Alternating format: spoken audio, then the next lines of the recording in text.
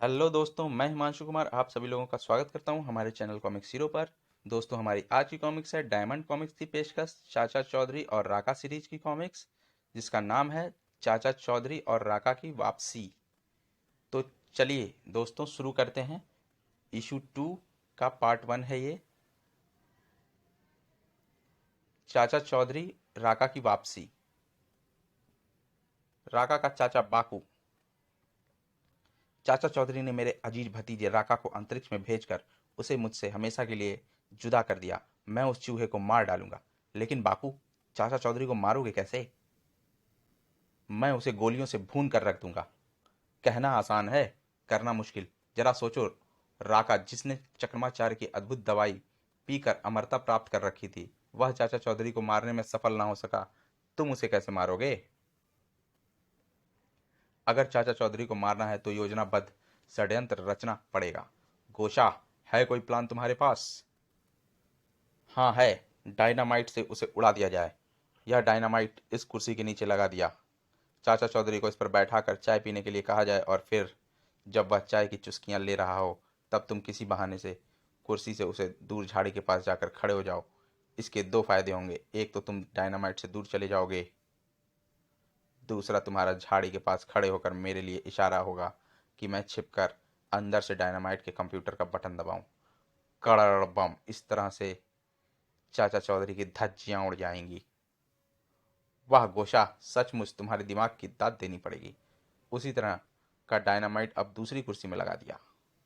कुर्सी यहां सजा कर रख दी है, दुश्मन को लाकर इस पर बैठाना तुम्हारा काम है। मैं अभी जाकर उसे अपने साथ लाता हूं। चाचा जी, रॉकेट ने यकायक भौंकना शुरू कर दिया है। भौं भौं। साबू, कुत्ता बड़ा सचेत जानवर है। खतरे के आने की खबर सबसे पहले कुत्ते को ही होती है। भौं भौं भौं। रॉकेट, अभद्र मत बनो। आने वाले इस तरह आने वाले पर इस तरह नहीं भौंकते। चाचा जी, मेरी दिली तमन्ना है कि आप मेरे गरीब खाने पर आकर चाय पिएं। उम्मीद है आप मेरी प्रार्थना ठुकराएंगे नहीं। चाचा जी, याद है इस आदमी के आने से पहले रॉकेट भौंका था? साबू, जो आदमी चाह से बुलाने आए उसकी दावत को ठुकराना हमारा उसूल नहीं। तो फिर मैं भी आपके साथ चलूंगा।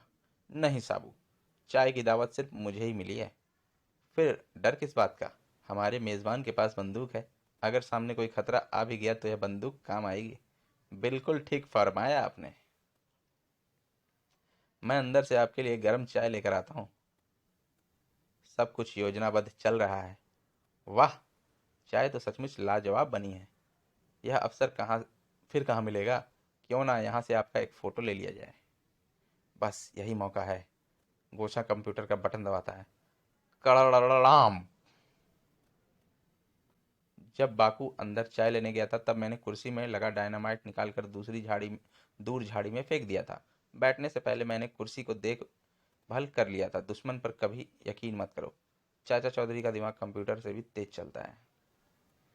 बहरहाल, चाय के लिए धन्यवाद। केप केनेडी, अमेरिका के अंतरिक्ष केंद्र से एक यान कार्निवाल अंतरिक्ष में दूर दराज अनुसंधान के लिए छोड़ा जा चुका है। माइक, अंतरिक्ष यान कार्निवाल से संपर्क स्थापित करो। सर, मैं यह पहले ही कर चुका हूँ। गुड। अंतरिक्ष में अपने अनुसंधान करता हुआ कार्निवाल बहुत दूर निकलता चला जा रहा है। हम मंगल ग्रह से जो धातुओं के सैंपल लाए हैं वे पृथ्वी पर बड़े उपयोगी सिद्ध होंगे। स्टीफन, अंतरिक्ष में दूर मुझे किसी इंसान की आकृति दिखाई दे रही है। माइकल, तुम्हें पता है मुझे मजाक पसंद नहीं। मजाक होता तो अच्छा था। हे भगवान, वह राका है। इसे कुछ वर्ष पहले चाचा चौधरी और साबू ने अंतरिक्ष में फेंक दिया था ताकि पृथ्वी के लोग चैन से जी सकें। पृथ्वी का अंतरिक्ष यान वापस पृथ्वी पर लौटने का यह सुनहरा सुनहरा अवसर है। पृथ्वी पर? क्या? राका अंतरिक्ष यान कार्निवाल के आसपास देखा गया? ऐसा है तो कार्निवाल को पृथ्वी पर फौरन वापस उतार लो। पर बॉस, कार्निवल का अनुसंधान कार्य अभी पूरा नहीं हुआ। राका बड़ा खूंखार है, वह हमारे अंतरिक्ष यात्रियों को मार डालेगा। एक अहम मसला खड़ा हो गया है, इसके लिए प्रेसिडेंट की इजाज़त लेना ही बेहतर होगा। तुम ठीक कहते हो। हेलो, मैं अंतरिक्ष अनुसंधान केंद्र का डायरेक्टर मिस्टर प्रेसिडेंट से बात करना चाहता हूँ। प्रेसिडेंट अभी व्यस्त हैं, लेकिन मेरा उनसे बात करना ज़रूरी है। दो अंतरिक्ष यात्रियों की जान खतरे में है। मैं प्रेसिडेंट को लाइन देती हूँ। अमेरिकन प्रेसिडेंट, यदि हमारे अंतरिक्ष यात्री सही सलामत ना लौटे तो रूस हमारी खिल्ली उड़ाएगा, विश्व में हमारी बदनामी होगी। कार्निवल को फौरन उतरवाओ। धन्यवाद मिस्टर प्रेसिडेंट। लेकिन तब तक देर हो चुकी थी। मैं यान को पकड़ने में कामयाब रहा। मुझे यहाँ छिपे रहना चाहिए था कि अंदर के आदमी मुझे ना देख सकें।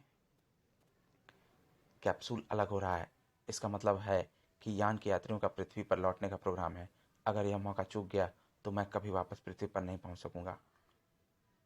पृथ्वी कंट्रोल से वापस आने का आदेश आया है। कैप्सूल को मैंने यान से अलग कर दिया है। ठीक, राका भी दोबारा नहीं दिखाई दिया। हिंद महासागर।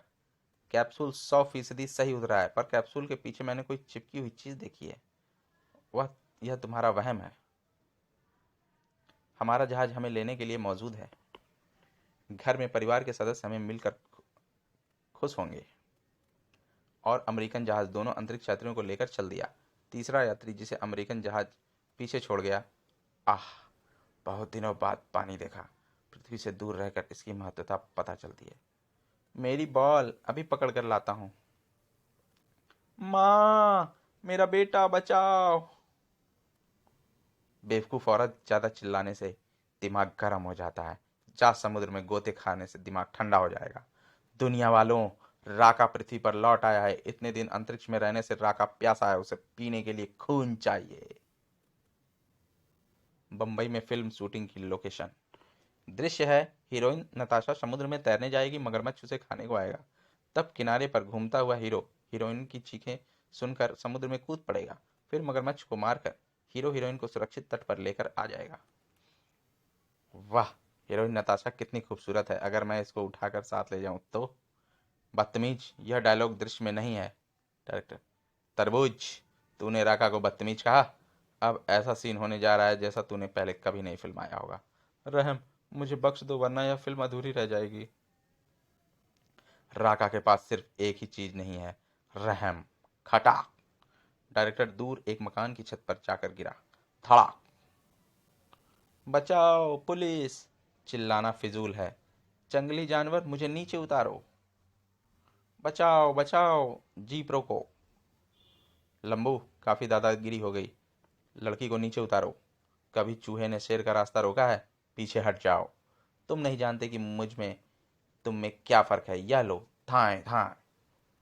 मुझ में और तुम में फर्क यह है कि मैं मर नहीं सकता और तुम अब मरने जा रहे हो। धाएं धाएं। आ जाओ मेरी मुट्ठी में।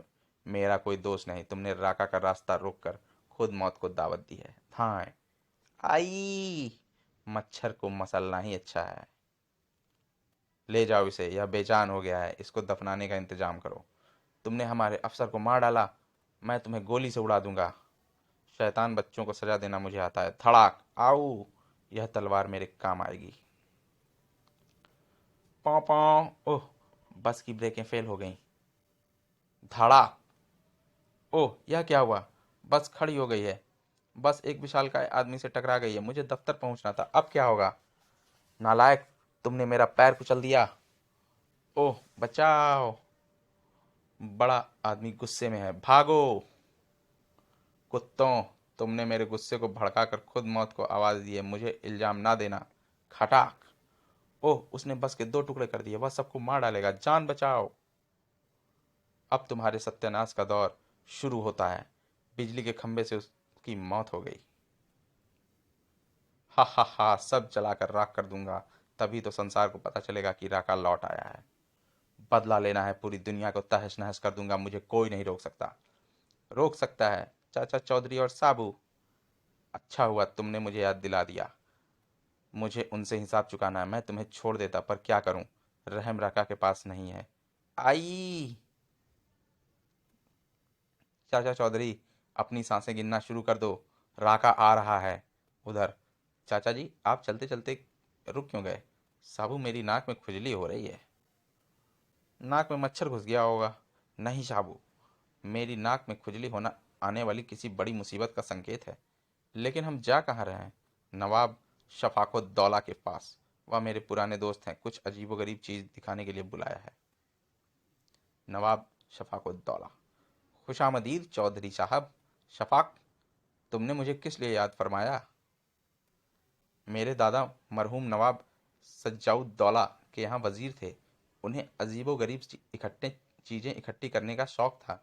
इसी शौक में उन्होंने एक भूल भुलैया महल बनवाया। यह आदमी की अक्ल परखने का एक तरीका है। आम आदमी इसके अंदर घुसकर एक हफ्ते पहले बाहर नहीं निकल सकता। 50 साल पहले एक यूरोपियन दार्शनिक को भी अंदर घुसकर बाहर आने में 2 दिन लग गए थे। यह अभी तक विश्व रिकॉर्ड है। कहते हैं चाचा चौधरी का दिमाग कंप्यूटर से भी तेज चलता है। मैं देखना चाहता हूँ कि वह कितनी देर बाद इस महल से निकलने का रास्ता खोज सकता है। शफाक, मुझे कोई रिकॉर्ड नहीं तोड़ना, पर इस भूल भुलैया महल को एक बार देखने की मेरी उत्सुकता बढ़ गई है। चाचा चौधरी जैसे ही भूल भुलैया महल के करीब गया, दरवाजा अपने आप खुल गया। मेरे अंदर घुसते ही पीछे से दरवाजा अपने आप बंद हो गया। इसका मतलब है कि बाहर जाने के लिए महल का सिर्फ एक दरवाजा खुला है, जिसे ढूंढकर मुझे बाहर निकलना है। अंदर से यह महल सचमुच गोरख धंधा है, कोई भी इसमें भटक सकता है। तभी ओह, यह धुआं! बाहर! शफाक व दौला, अगर चाचा चौधरी महल से बाहर ना आया तो तुम्हारी गर्दन मैं मरोड़ दूंगा। हो। इस महल के सारे दरवाजे बंद हैं, सिर्फ एक दरवाजा खुला है, जिसे ढूंढने में आदमी को एक हफ्ता लग जाता है। इसलिए साबू, तब तक तुम यहीं बैठकर चौधरी का इंतजार करो। चाचा की पगड़ी मुझे दिखाई दी है। नामुमकिन। उसे अंदर गए अभी सिर्फ 10 मिनट ही हुए हैं। शफाक व दौला, देखो। चाचा चौधरी। या खुदा, मेरे खुदा, यह इंसान तो सचमुच जमीन पर एक अजूबा है। अंदर धुएं ने मेरा मार्ग प्रदर्शन किया। आम आदमी महल के अंदर निकलने वाले धुएं से घबराकर दूर भागता है। मैं उसी तरफ गया जिधर से घना धुआं आ रहा था। बाहर निकलने का दरवाजा धुएं के पीछे ही था। खबरों का समय हो गया। मुझे पॉकेट ट्रांजिस्टर पर खबरें सुनना अच्छा लगता है। यह विविध भारती है। खूंखार राका, जिसे कुछ समय पूर्व अंतरिक्ष में भटकने के लिए छोड़ दिया गया था, पृथ्वी पर वापस आ गया है। उसने आते ही मार काट शुरू कर दी है। अभी तक 50 व्यक्ति कत्ल किए जा चुके हैं और वह करोड़ों रुपए मूल्य की संपत्ति नष्ट कर चुका है। यह कैसे हो गया? मुझे लगता है राका किसी अंतरिक्ष यान के सहारे वापस पृथ्वी पर लौट आया है। इससे पहले कि वह और लोगों की जाने ले, हमें उसे रोकना चाहिए। साबू, राका खुद यहाँ आएगा। एक कुचले हुए सांप की तरह राका हमसे बदला लेने के लिए तड़प रहा होगा।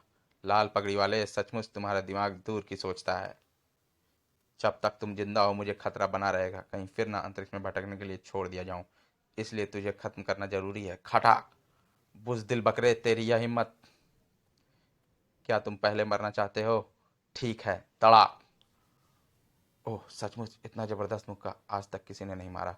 क्यों, दिन में तारे नजर आने लगे? धड़ाक! यह रहा मेरा जवाब।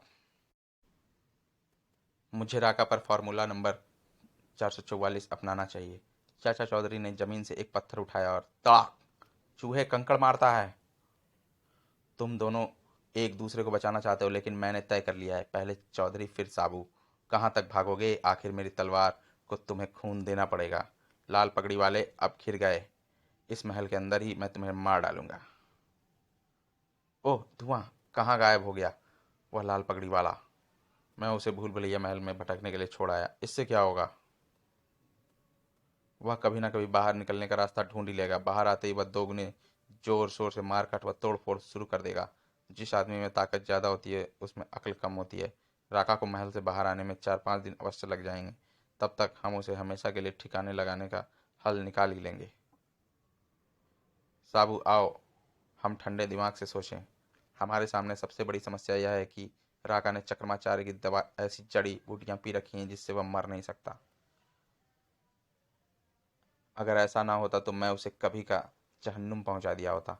वैद्य चक्रमाचार्य ही सिर्फ ऐसा व्यक्ति था जो राका के शरीर से अद्भुत जड़ी बूटियों का असर खत्म कर सकता था, पर अफसोस वह जिंदा नहीं। तो चाचा जी, इसका मतलब यह हुआ कि राका सारी दुनिया को पांवों से कुचलता रहेगा, हम कुछ नहीं कर सकते? सब्र से काम लो साबू। जब भी कोई समस्या खड़ी होती है तो उसका हल भी अवश्य होता है। कोई भी व्यक्ति हुनर को पैदाइशी सीख कर नहीं आता, उसका कोई ना कोई गुरु जरूर होता है। चाचा जी, आप भी कभी कभी मजाक की बात करते हैं। चक्रमाचार्य 350 साल बाद मरे, अब उनका गुरु क्या जिंदा होगा? हो सकता है। चक्रमाचार्य के गुरु की उम्र अवश्य अपने चेले से ज़्यादा होगी। अगर मान भी लिया जाए कि चक्रमाचार्य का गुरु इस दुनिया में है तो उसे ढूंढेंगे कहाँ? जहाँ चाह वहाँ रहा है। हम चक्रमाचार्य की हवेली चलते हैं, उनके नौकर से हमें कुछ पता चल सकता है। दोस्तों, हमारा चाचा चौधरी और राका की वापसी इशू 2 का पार्ट 1 यहीं पर समाप्त होता है और अब मिलते हैं इसके पार्ट 2 में। आपको ये कॉमिक्स कैसी लगी हमें कमेंट सेक्शन में ज़रूर बताएं और हमारे चैनल को सब्सक्राइब करना ना भूलें। धन्यवाद।